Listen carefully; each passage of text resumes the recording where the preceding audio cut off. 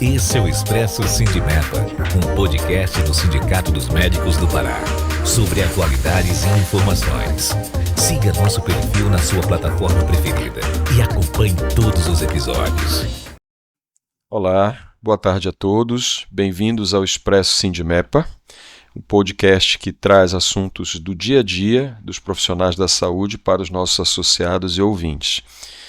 Hoje estamos aqui com o Dr. Iudice, doutor em Direito pela Universidade Federal do Pará e professor universitário.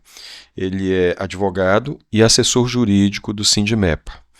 Doutor, muito obrigado pelo aceite, pela presença e pela sua contribuição. Muito obrigado pelo convite. Imagina. O tema do nosso debate, da nossa conversa hoje, envolve o comportamento ético do profissional médico, tanto nas redes sociais quanto no ambiente profissional. Nesses termos, o panorama das redes sociais hoje, ele exige cada vez mais essa presença, essa atuação, algum tipo de publicização, né? Assim como, muitas das vezes, isso acaba trazendo alguns excessos, né?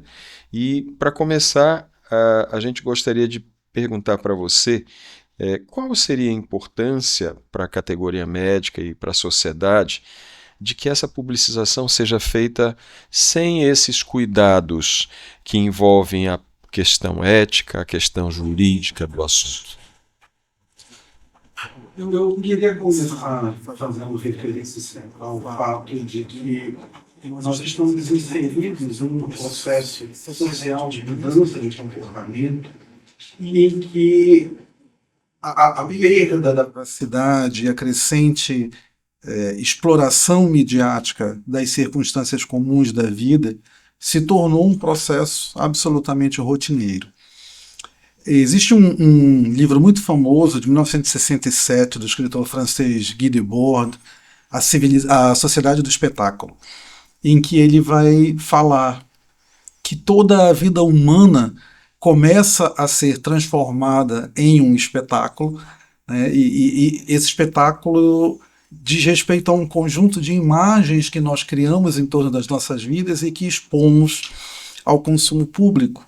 E isso vai trazendo para nós uma certa perda de relevância, uma superficialização das relações. Anos depois, em 2012, o também escritor, só que peruano, o Mário Vargas Llosa, lançou um livro chamado A Civilização do Espetáculo, em que ele aproveita essas ideias originais de Guy Debord e vai falar, complementando, sobre uma perda de referenciais intelectuais, valorativos e até mesmo culturais, que faz com que esse material de consumo que nós agora, né, colocamos em todos os aspectos das nossas vidas, ele também vai ficando mais grosseiro, ele vai se tornando uma mercadoria em um sentido mais evidente, né? Então, o meu tempo, o que eu faço no cotidiano, tudo isso vira uma mercadoria que as pessoas vão se subir, e hoje nós temos as plataformas digitais para tornar isso uma acessibilidade. Então, assim, muito concretamente, o que nós observamos, e até interessante observar, né, porque o Guy Debord é um pensador marxista, e o Mário Vargas Llosa é super direitista, né, ele é até político, inclusive. Então, em ambos os setores, né, do espectro político, nós vemos um diálogo em torno dessa ideia de perda da privacidade, da espetacularização da vida comum.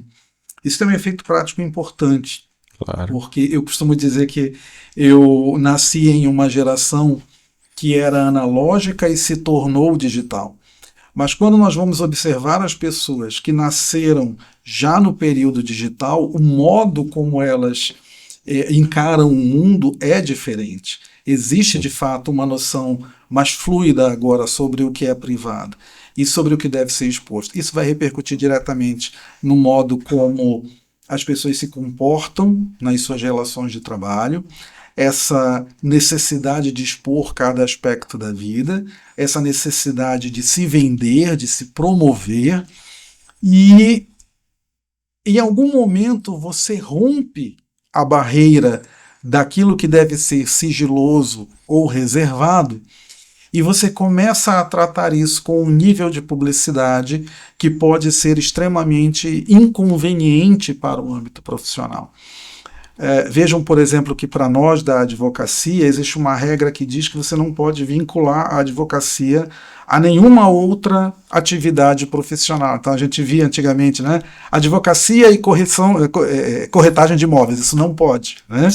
Então, de modo semelhante, e aí na medicina nós temos, pela própria natureza do trabalho, uma vinculação muito direta com a intimidade humana.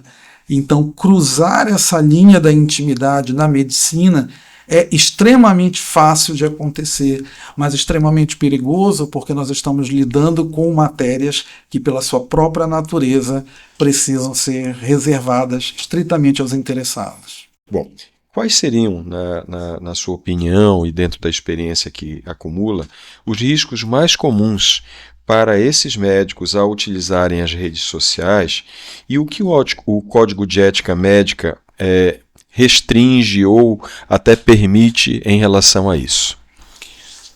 O Código de Ética Médica sempre teve uma previsão de sigilo inerente à atividade. Essa ideia do sigilo é tão importante que na legislação comum nós temos regras relacionadas ao sigilo profissional que fazem com que muitos profissionais não sejam obrigados sequer a depor em juízo sobre informações que tenham. Então, nós, advogados, médicos, sacerdotes, né? Então, vejam como já de muito tempo havia algum nível de regulamentação jurídica impedindo que certas informações sejam publicizadas. Então, dentro do Código de Ética Médica, nós temos disposições muito específicas sobre o sigilo das informações, né, obtidas na interação médico-paciente.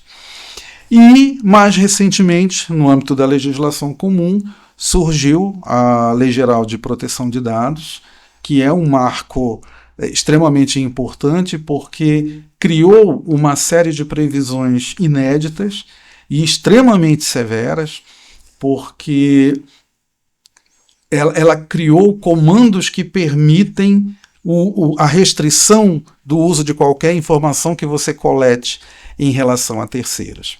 Dentro da LGPD, que na verdade não é uma lei geral de proteção de quaisquer dados, mas dados pessoais. E dentro dos dados pessoais existem registros sensíveis, por exemplo, os que estão relacionados à saúde humana. Então, vai abranger de maneira muito imediata a atividade médica.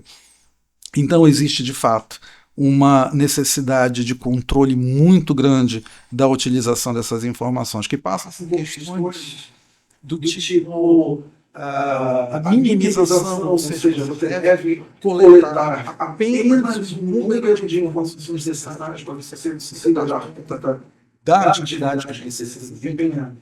A forma de guarda dessas informações, você não pode permitir que elas cheguem ao conhecimento em relação a vazamentos. Então, antigamente, os analógicos eram guardados ao papel. Hoje em dia, que nós vamos ter o prontuário eletrônico, os equipamentos, você guarda num computador, você compartilha informações por meios digitais, o risco do vazamento é extremamente grande. Os celulares. Os celulares, né? E aquilo que eu dizia antes, a partir do momento que você rompe esse limite da privacidade, as pessoas começam a perder a capacidade de perceber que determinadas ações que elas realizam são perigosas. Eu imagino que qualquer pessoa compreenderia o risco envolvido de eu ter um documento sigiloso na minha mão e eu o deixar em qualquer lugar. Mas quando você transfere isso para o celular, a pessoa meio que sofre um apagão. Certeza. E essa informação começa a ser tratada com menos cuidado. Né? E aqui eu não estou nem fazendo uma acusação, é meio impulsivo das pessoas. Sim. O que, portanto, nos coloca numa condição de redobrar os procedimentos de cuidado para que nós não incorramos nessas violações. Com certeza. Doutor Eudice, mesmo tendo autorização do paciente, é permitido divulgar fotos em redes sociais, em mídias, de procedimentos cirúrgicos, sejam eles de finalidade estética ou não? O que a jurisdição analisa?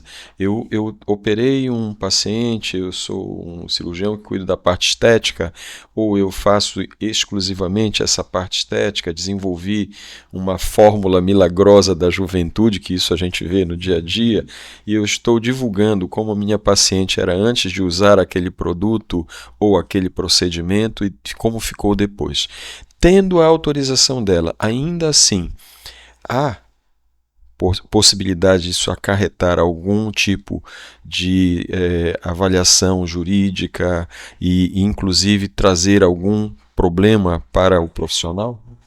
Isso tem a ver com o modo como a sociedade brasileira está organizada. Então, se nós vamos comparar com outros países, por exemplo, os Estados Unidos, que sobrelevam demais o aspecto da liberdade individual, as relações tendem a ser tratadas num nível privatístico, né? Então, desde que haja um contrato, as experiências podem ser realizadas. No Brasil, nós temos uma outra tradição que vem da Europa continental. Então, para nós, existem determinados valores que são tão importantes e indisponíveis, portanto, que eu não posso abdicar deles, mesmo que eu seja o titular.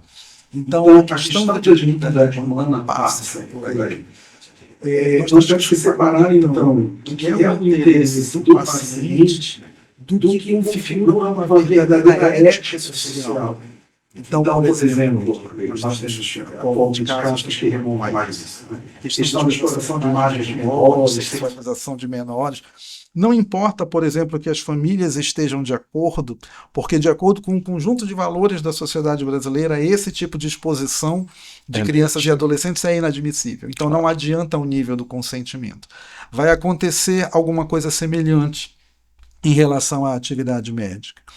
Então, o dever de respeito em relação ao sigilo da atividade médica e as informações do paciente, eles não são uma matéria que digam respeito somente ao interesse desse paciente, ela tem a ver com a própria relevância da ética profissional.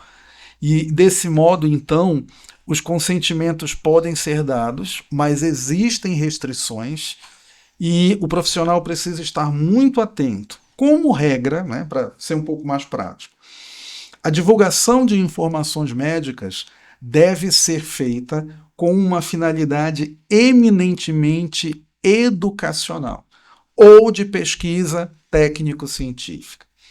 Qualquer outra utilização é, por princípio, indesejável e deve ser contida. E aí acontece justamente o problema que leva à sua pergunta, porque como hoje em dia as pessoas se expõem demais e muito naturalmente, elas acham normal fazer publicações nas redes sociais comentando casos que ela imagina que talvez sejam apenas exemplificativos, né, e que podem transmitir essa imagem da sua competência profissional, da sua experiência, mas que ela acaba por trazer o risco de divulgação de informações que não podem ser passadas adiante. Então vejam, muitas vezes esse profissional precisa fazer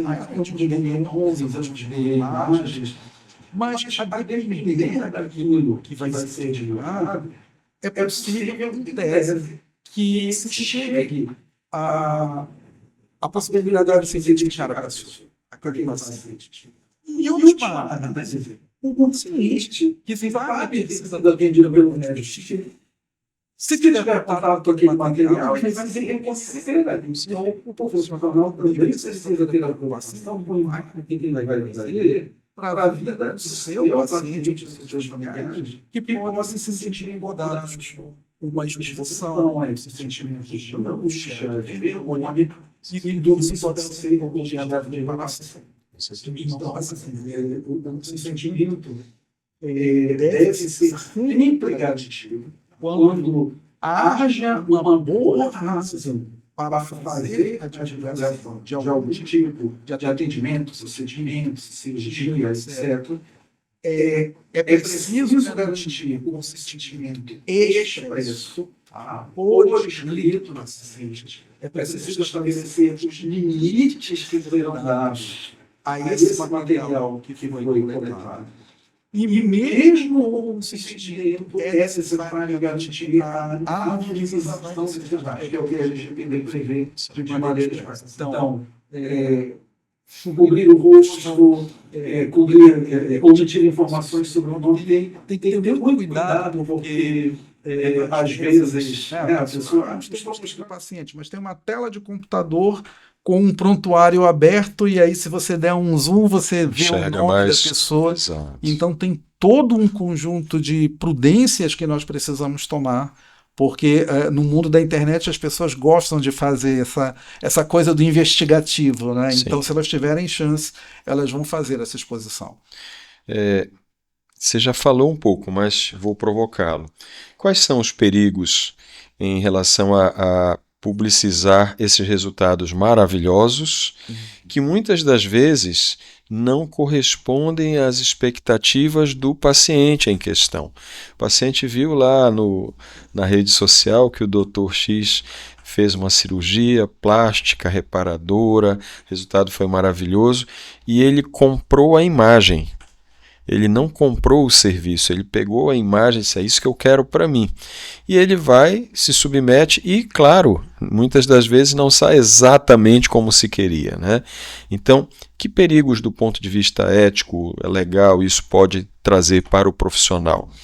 De um modo geral, as pessoas digitalmente incluídas compreendem o conceito de propaganda enganosa, né? E há muito tempo que existe regulamentação para isso. Essa é uma questão mais ligada às relações de consumo, e nós sabemos que para o sistema CFM-CRM, a atividade médica, pelo seu caráter personalíssimo, não é considerada como uma atividade de consumo. Só que o judiciário aplica o Código do Consumidor para os conflitos envolvendo a atividade médica, com alguma flexibilização se acontecer o atendimento na rede pública. De qualquer maneira, o próprio CFM já expediu resolução disciplinando a publicidade médica, né? E aí eu convido todos os profissionais a terem essa postura proativa de procurar se informar sobre a regulamentação da sua profissão. Eu preciso dizer, nessa nossa condição de assessor jurídico na Sindimep, então nós recebemos todos os dias uma série de demandas, e o que nós temos visto é realmente uma certa despreocupação com o dever de informação. Tá? É muito importante que as pessoas compreendam que o direito vai mudando com o tempo, e uma das mudanças que aconteceram nos últimos anos foi justamente a ideia do dever de informação. Então, antigamente nós podíamos dizer: mas isto é muito específico, eu não tinha conhecimento. Hoje a regra mas se você está no determinado setor, você precisa se informar o mais profundamente possível sobre o que você fez. Senão a gente ocorre uma chamada cegueira deliberada. E essa cegueira deliberada, quando reconhecida pelo judiciário, ela permite condenações, né? Então, assim, existe uma grande necessidade de você não divulgar de maneira incorreta para fugir de uma responsabilização que pode acontecer no plano ético profissional, um processamento perante o próprio CRM, mas existe um risco ainda, eu não vou dizer, enfim, são esferas diferentes de responsabilidade, mas que é a responsabilização em nível judicial e às vezes até criminal. Isso, né, se nós pensarmos como as coisas estão organizadas hoje em dia, uma única ação judicial, né, em que você seja condenado ao pagamento de uma indenização, a depender do valor, ela pode arruinar a vida de uma pessoa. Claro. Né? Então é preciso cuidar com muita atenção para que você não incorra nessa situação. Existe uma regra de ouro, né? Na vida não é fácil. Sim. Então é exatamente isso. Né? Mais confortável, né? Na dúvida, consulte um advogado antes de tomar algum tipo de providência. E estamos no Sindimep prontos para esse tipo de assessoria. Doutor Eudice, Qual a diferença em questões éticas daquele médico, profissional médico, que compartilha seus resultados, imagens para fins educativos numa situação de congresso médico, de evento médico, de discussão de casos, para aquele que usa as mesmas imagens, as mesmas coisas nas suas redes sociais? Exato. Então, como eu falava, né, na resposta anterior, a utilização de dados sensíveis se justifica, em princípio, justamente pela finalidade educacional, de desenvolvimento científico. Então, esse espaço das aulas, dos cursos, dos treinamentos e da pesquisa científica especialmente, né? Este é o espaço em que essa divulgação se justifica. Mas ainda assim com critérios. Mas ainda assim... Autorização prévia. O consentimento expresso, a anonimização, né? Todas essas questões precisam, né, ser observadas. E a recomendação é que isso seja feito em grupos fechados, nos quais nós tenhamos controle, né, de acesso dos participantes e possamos estabelecer com esses participantes o compromisso do sigilo. Claro. Uma coisa que nós temos visto demais é essa história da criação dos grupos de WhatsApp do local onde você trabalha. Então, o grupo do Hospital X. E aí você coloca uma informação lá, e portanto qualquer pessoa do grupo vai ter acesso. Mas veja, essas pessoas não necessariamente, embora de todo mundo seja exigido algum nível de responsabilidade, mas as responsabilidades variam, né? Então, digamos que existe uma pessoa que nem médica que está naquele grupo, né?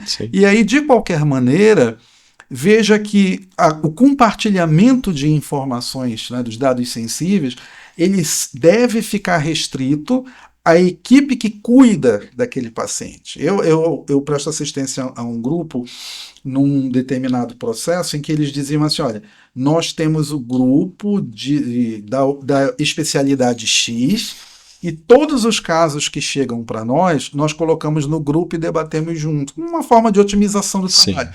Só que é um grupo de meia dúzia de médicos do mesmo hospital e que se consideram corresponsáveis por todos os atendimentos daquela especialidade que eles justamente essas exigências que nós fazemos.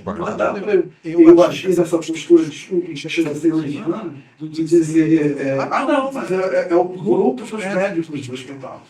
Mesmo que seja um médico, mesmo que seja uma pessoa responsável, mas ela não integra a equipe de atendimento, ela não tem acesso a essas informações. Esta é a versão da lei, não se trata de algo que eu possa simplesmente tratar de maneira direta só porque eu vejo mal. De uma forma pessoal, análise sua, como então o médico poderia usar as redes sociais de uma forma mais ética e segura, sem cair na armadilha da autopromoção? Pois é.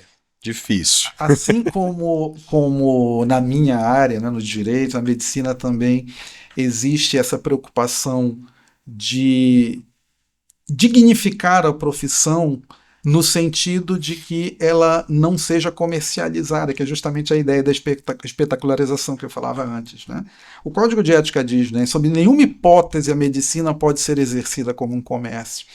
Mas isso acaba se chocando com essa realidade atual das mídias sociais, em que todo mundo se vende o tempo inteiro, né, para tudo, inclusive como disputa de mercado. Essa é uma questão complexa. Tem um médico que eu acho assim fascinante o trabalho dele. Ele tem um perfil muito famoso nas redes sociais, o médico infectologista, e ele faz uns vídeos meio desconcertantes, porque ele trata de doenças sexuais, né? Então muitos dos vídeos deles estão assim no limiar do cômico, mas é assim, um profissional extremamente sério, que a despeito da sua linguagem lúdica, mas aborda os assuntos com uma responsabilidade muito grande e sempre em uma perspectiva muito geral. Ele nunca vai dizer assim, porque eu atendi no meu consultório, o cara não faz isso. Ele vai dizer, por exemplo, como você deve fazer a sua higiene íntima. Então, para as pessoas que estão utilizando os recursos das mídias sociais para se promover, entendam que a promoção não deve ter esse caráter de autopromoção da imagem. Para nossa atividade, você deve promover o conhecimento científico e informativo, aquilo que vai repercutir em um benefício para a pessoa que está assistindo. É claro que eu nunca vou poder apagar um certo aspecto de promoção pessoal, mas esse não pode ser o foco, não pode ser a evidência. Então, a linguagem moderada, a informação contida, ainda agora o senhor me reportou essa situação dos métodos infalíveis, do sucesso garantido, isso é expressamente vedado, inclusive por resolução do CFM. A regulamentação do CFM diz que sempre que você for fazer a divulgação de um determinado conteúdo médico, que você não deve simplesmente reportar os sucessos, que você tem que apresentar também as dificuldades, as contraindicações, as peculiaridades do caso, porque quem assiste aquele material vai ficar pensando que se eu fizer a cirurgia assim assado, é revolucionário e eu vou ser curado. E, na verdade, existem riscos, existem limitações, nem todo mundo se qualifica, e todas essas informações precisam ser passadas também. É isso que diminui o aspecto de espetacularização, de simples marketing, né? Eu sou um excelente profissional, e cria uma audiência informacional e de utilidade. Perfeito. Para encerrarmos esse primeiro episódio, eu creio que fica bem claro que hoje há, talvez por desconhecimento ou desinformação, uma pequena preocupação com um assunto que é muito relevante. E aí entram palavras como empatia, humanização, que precisam ser analisados com uma coerência maior do que as mídias vêm trazendo. A outra é que, assim como para um procedimento cirúrgico obrigatório hoje, quando se fala em cirurgia segura, um termo de consentimento informado, autorizando aquele procedimento e falando das possibilidades de riscos e outras eventuais condições que estão relacionadas ao procedimento, essa divulgação nas mídias, nas redes sociais, das fotos, até mesmo o armazenamento, eles também precisam, né? Eu outro dia estava falando disso em família. Eu sou cirurgião pediátrico há quase 40 anos, e então é natural que no celular, que é onde eu tenho hoje além da forma de comunicação, a máquina fotográfica, é com ela que eu, no dia a dia, registro fotos dos procedimentos cirúrgicos para aulas com meus residentes e tudo mais. Mas eu confesso que lá atrás eu tinha um cuidado menor do que tenho hoje. Cuidado menor com tudo que você falou em relação a não haver exposição do rosto do paciente, mesmo sendo, principalmente, né, sendo crianças, com cuidado com a exposição da parte íntima, genital, e de identidade, de prontuário e tudo mais. Dr. Eudes Andrade, obrigado pela presença nesse primeiro episódio, eu acho que foi muito interessante. Convido a todos os nossos associados e ouvintes para participar do próximo episódio, onde a gente vai tratar da ética médica voltada para o nosso ambiente profissional de trabalho. Agradeço a todos e até a próxima. Olá, esse é o Expresso Sindimepa, um podcast do Sindicato dos Médicos do Pará, sobre atualidades e informações. Siga nosso perfil na sua plataforma preferida e acompanhe todos os episódios.